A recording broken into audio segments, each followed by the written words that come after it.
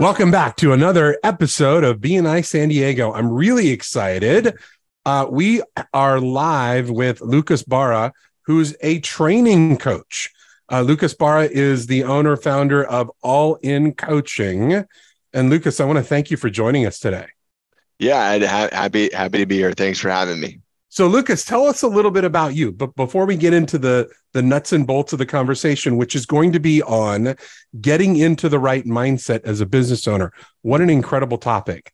But before we talk about that and delve into there, share a little bit about you. I know that you're I guess considered a native now. You were what, 5 or 6 when you moved to San Diego, and the rest is history? Right. Yeah, exactly. Moved here from Chicago, grew up here, and then left for college, came back after, and then I fell into sales, and I worked. I was working for a very high level company. A lot of your listeners are going to know Vistage Worldwide. Yeah, it's a great organization. I put together these awesome CEO mastermind groups. They only work with a certain level of CEO or business owner. And so I started asking myself, well, who's helping all the people who are not quite making it to Vistage? All the guys like me, right? Yeah. Yeah. All the people in B&I, the people who are like getting to that level. And I said, well, someone's got to start a business to help these people. And sales is typically the main barrier that prevents most of these people from getting to that $1 million in annual revenue mark. And so I decided to start a business on the side. I did that. That was 6.5 years ago. And I've been working with thousands of business owners ever since. And one of the big struggles that I had, and I noticed a lot of my clients have, was mindset, right? And so I fell into this sort of niche of being able to help people around mindset with sales and running their businesses. And it makes such a big difference, which is why I'm excited to talk with a little bit about it with the audience today to help them to improve their business and their lives.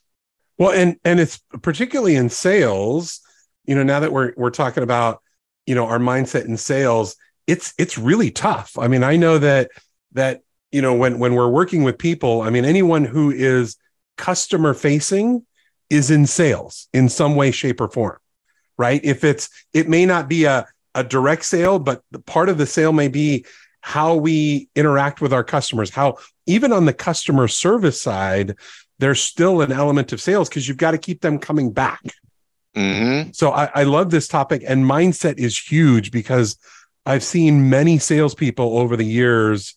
Their mindset can be a tricky thing. Oh, it's huge. It's the difference maker, right? I mean, if you got the right mindset, things are going to go your way. If you don't, it's not. And why do you think? I mean, let's start at the basics. Why do you think mindset is so important? What does mindset have to do with what we do? If I own a store, or if I'm a financial planner, if I'm I own a doggy daycare, and we're dealing with customers, and we've got to not only encourage them to come in the door, but then we've got to close the sale. Looking at mindset, why is mindset so important? Well, right. Well, the most important thing is because you're in business to, one, help people, and 2, to make money. Yeah. Right. And so it's like the old saying goes, thoughts are things. So if you have negative thoughts, you're going to create negative results. Right. Ooh. And that's a consistent thing that happens over and over again. And so if you have to have the right mindset, a mix of positive, and there's some negative things that can be helpful as well. You have to have the right sort of thoughts, because if you don't, that means you end up turning people away. That means you're afraid of asking for sales. You don't keep people because you don't know how to treat people because you yourself are negative. So there's all these different things that if you're not having the right thoughts, it basically turns people away from you. So would you say that's that inner dialogue that we have with ourselves? Yeah, I mean, it's for sure that inner dialogue that we have with ourselves, and then our inner, I guess, our stories that we have as far as like our interactions with the world too, right? Because everybody's got beliefs about how they interact with people. Some people say, I'm not a people person, or I'm not, just based on what other people have told them, even though that may not be true at all. Right. So it's our own inner monologue combined with our own experience in life that determines like the quality of our thoughts. And what do you see when working with individuals all over the place? Because I would imagine you don't just work with people in San Diego, right? In this Correct. in this internet-based world and Zoom and all these electronic things that we've got, you do business with people all over the place, right? Yeah, I'm all over the place. And with that, I would imagine that you kind of get to see some trends with maybe it's different types of genres of sales in different areas. What are some of those struggles that they have on the mindset side of things? Yeah, well, I mean, big ones like thinking they're not enough, right? I mean, that's a huge one I see all the time. It's this inherent belief that you're not enough, and I see it over and over again, and it masquerades itself in people not wanting to make sales calls because they don't think the people are going to want to hear what they have to say, or the people are going to not want to hear their prices. It's typically what I've found in my work. It's typically because most people are bought up, like basically told that they're not enough. It's really rare. It's really rare that people have that mindset of I am enough, like unless they have some really special parents or they've been in coaching and development from a very young age. That's an interesting, just the other day, I was having a conversation with someone and they brought up the term, and I'd never heard it before, the imposter syndrome. Oh, that's a doozy. Yes. So would you mind sharing a little bit about that one? Yeah. So the imposter syndrome. Wow. I wish I could curse on here because it's literally like that. That's also probably number two, right? Because basically the idea is we will think that we're not good enough at like we're not qualified basically to be doing what you're doing. It's a very common thing business owners experience as they go up. Like I can't tell you how many times I have a conversation with somebody who is about to hire somebody for the first time who thinks they're having a whole new level of sales and they start thinking they're a fraud because they're not used to feeling that good because they've been used to struggling for business for such a long period of time. So that's an example of like how imposter syndrome can manifest in what you do. Well, and it really, I think it stunts when you're in that mode and mindset, it literally stunts. You can only go so far because you set your own limits. 100%. Right. And since the owner of the business, it's like the famous saying that Tony Robbins has, right? It's like the owner is the chokehold of the business. So the business is only going to go as far as you do. Ooh. And then, that just gave me the chills when you said that. Cause I think there's probably some of that I struggle with as well. And it's funny because I would imagine that a lot of the people that you work with, because we don't necessarily, that's not a typical daily conversation with people. We think that we're the only ones, right? Everybody out there that we see that are in sales and that, man, they're amazing. They're like, and we think we're the only ones that struggle with this stuff. Well, right. And that's kind of like how it keeps people stuck, right? Is it's much easier to think like, oh, it's just me, right? That's why things like BNI, Visage, all these things are so great because it puts you in a room with people. And as you go, oh, I'm not the only one dealing with imposter syndrome. I mean, my dad just retired. He's had a pretty successful commercial real estate career. And he was talking to me about how he was feeling like a fraud and he's already been in this career for 30 plus years. He's been successful. So like, it's one of those things that the more that you get around people, right, who are having the similar sorts of feelings, it really changes how you feel about it. So when you interact with someone or you meet someone and they're going through that, what are a handful of things that they can do to get beyond that point? I mean, obviously the key thing for me is getting them to a coach, someone like yourself who can walk through that battle. Cause it's like that inner mind battle that they've got to get through, and to have someone to be able to express that with and let people know, obviously you're not alone and those types of things. But what are some of those key things that if some of our listeners are going, you know what, as I'm listening, oh my gosh, that's me. What are some of those things that they can do to kind of begin to come out of that? Yeah. I mean, well, first off, you got to know the origin of the story, right? Like why you think you're a fraud in the first place, because there's typically experiences that we have. So for example, like one of the reasons I felt like I was a fraud in my business is because I had, for a long time, I had a presentation that that was a really important presentation that bombed. It was something that I thought I did for somebody else. So I was like, well, I must be a fraud because I clearly was not cut out for this. And I had to go back to myself and kind of learn that, well, no, you're just learning. You're not a fraud, right? And that's a common misconception a lot of people make. More important thing is you go back to the origin of where, like, what you basically experience. And this is where the coaching is really important, because you have to be able to actually change the experience that you had. So you can, it's like a detox for your emotions, because you have to, because a lot of the times what happens with people is it's like, you know how, like, when you hold on to something, you get stuck, right? Like if you're overweight, or if you're like, you have a really heavy experience in life, you cry about it. It's because we store it. It's like the saying, the body keeps score. Well, the mind does too, right? It's the exact same. The mind does the same exact thing. And so a lot of times you have to detach from what happened, which can be a process. So that's why I'm saying you have to go back to the origin of the story and change the story, which can be an emotional experience. And then another thing that you can do is continue to do the things that scare you and that are like are hard. Because if you are doing those things, it's impossible for you to go, I am a fraud, because a lot of times the reason that happens for people is because they're avoiding the really hard things, or they're not getting, like, a lot of entrepreneurs are not taught to get at the root cause of problems. They're taught to avoid problems, or they don't know how to deal with problems, right? So when you can learn to do that, you start to attack the problem, and then you feel much better about it. It's amazing. I mean, one of the key things you said for me is that the root of the problem, right? It was, for you, it was literally one presentation, right? And yet in your mind, you're going, the rest of my life, I'm, whatever. It's amazing how we have those inner battles, those struggles. And I appreciate you as a business coach that help people understand that you've got to talk through them. You've got to get to the root, and then we've got to reframe it and, help you really understand what that moment was. And as you said, it was your learning. You're brand new. You're not a Tony Robbins on day one, right? I'm still not. Yeah, I'm still not. I'm still not. I still got. Yeah, it's just so growing. That conversation could still happen if I'm not careful. I mean, it's crazy. Now, what have you seen with people?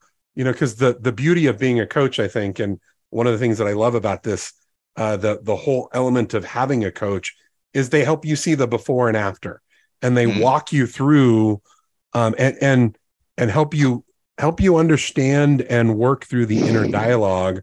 What are some of the success stories that you've seen with people who hit the wall and they're like, I'm an imposter, I'm not, worthy, quote unquote, and then kind of walk them through the process and now where they are today?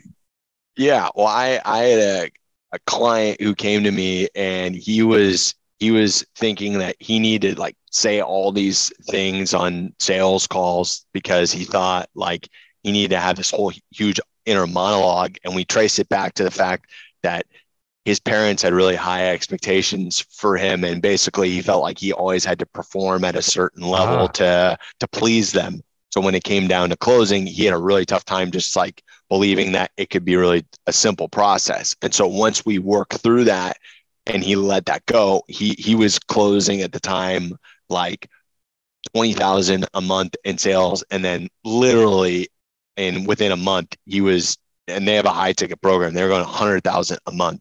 Wow. It was insane. It was like, it was insane. Like, I literally went from, like, talking, like, to one person. And this is my favorite part of my job, because, like, my calling, right? I literally came back to our next meeting he was just on fire. And I was like, I didn't even expect it to be that quick, but it was that sometimes it's just the way that it happens. And that was super cool. And beyond just the money, he got, like, a promotion. He got like all this. It was insane. So for some people, it's literally life-changing when they can figure out, with the help of a coach, figure out what that root dialogue is, get him to reframe it and change it. Oh my gosh, I can imagine how his life is totally changed. Yeah. I mean, when it's done right, and it's on the same page. It is life-changing. I mean, that's why I do it. It's changed my life.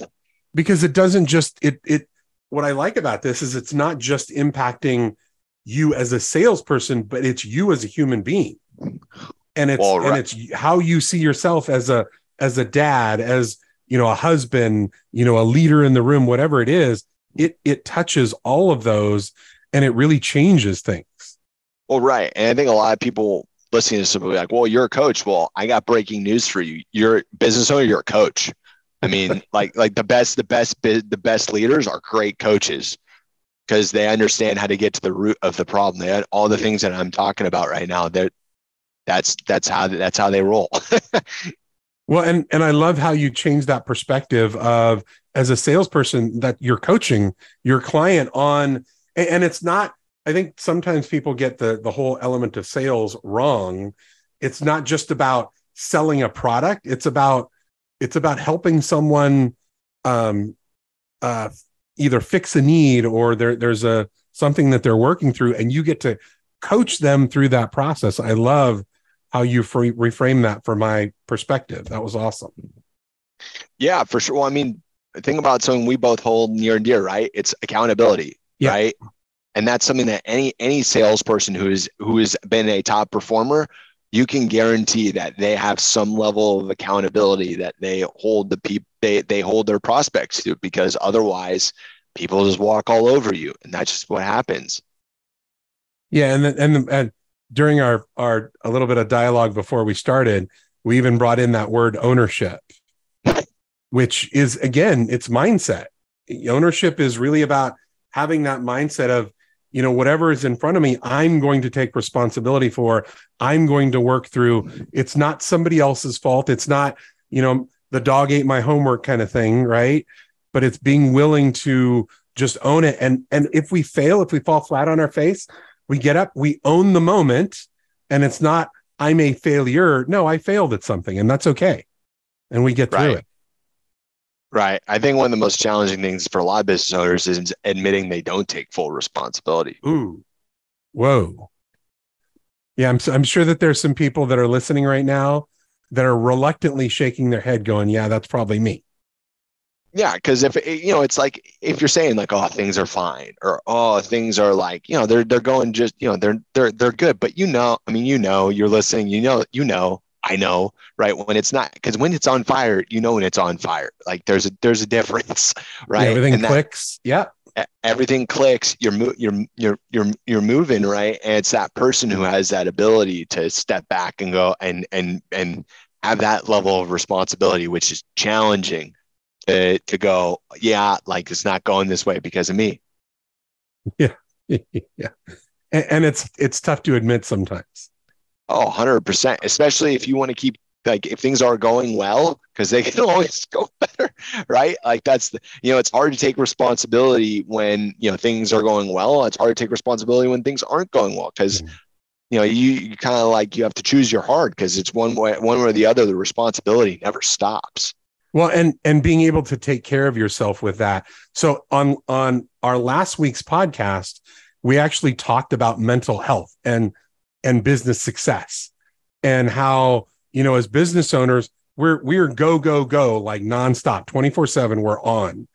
And just being able to figure out our mental health, and having taking time to just go for a walk and getting our mind straight, especially after a tough call, right? If you just got denied on an important sale, or something didn't go through, what do we, that's when we start that inner dialogue of, I'm not good enough. That's where those things come from.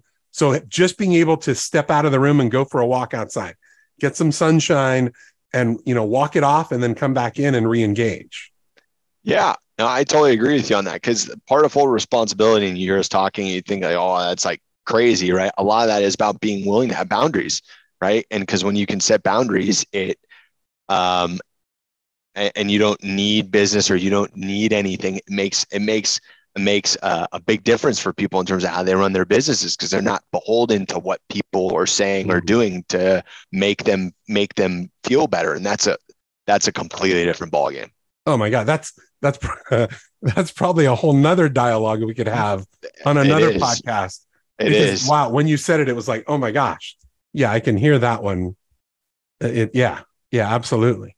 Well, we're coming up to a close on our podcast. I really appreciate you getting to be on with us.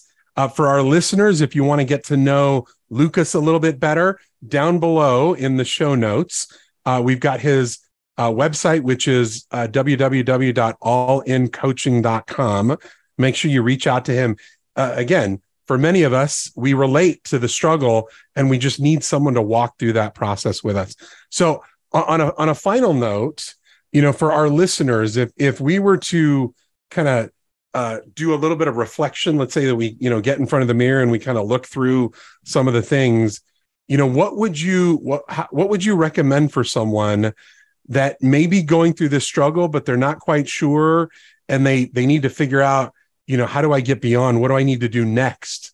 What's something you can share with our audience as some final notes on kind of getting through it? And obviously for me, one of the first ones is getting to a coach. Find a coach that you can work with through the process.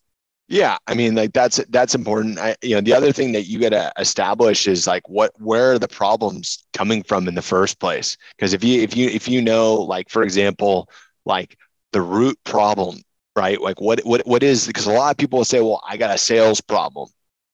When in reality, the real problem is, if you looked at it, you actually have a customer retention problem. Your retention is what the real problem is. So what you need to do is to say, am I the kind of person who deals with the real problem or not? Because if you can do that, it will make a big difference in terms of like everything that you do. And then lastly, it's look at how you're doing everything else right now. Because if if there's some area of your life that is just falling out completely, you can bet your bottom dollar it's reflecting in your business. So go look at that area of your life. If it's like your exercise, right? You just been putting it off. Go look at that and talk to yourself about why that's happening. And so the sooner that you can start attacking that, you'll start to get a sense of, oh, now I see why I have this problem with avoiding problems in my business, because I've been doing the same thing in my workouts. I've been avoiding what's hard. That's a great example of that. What's that saying? How you do one thing is how you do all things. Oh yeah. So, how you do anything is how you do everything. Yeah. So you just pointed out that if look at some of the other areas in your life, and if you're struggling in those, that's probably why, and we got to figure that out. So Lucas, I thank you so much for joining us today. I appreciate you taking some time out of your busy schedule. And I look forward to having you on with some other great dialogue and some other topics in the near future. Thank you again for joining us. We look forward to having you again. And for our audience, we look forward to seeing you next week. You never know who's going to be with us. We have some great speakers and some great topics. And again, Lucas, thank you for joining us today. You bet. It was a pleasure. Thanks, Ed. This episode of the BNI San Diego podcast has been brought to you by Cruise Productions, a San Diego-based video production company and proud BNI member. You can find us at the intersection where business and creativity meet, or online at cruiseproductionsinc.com.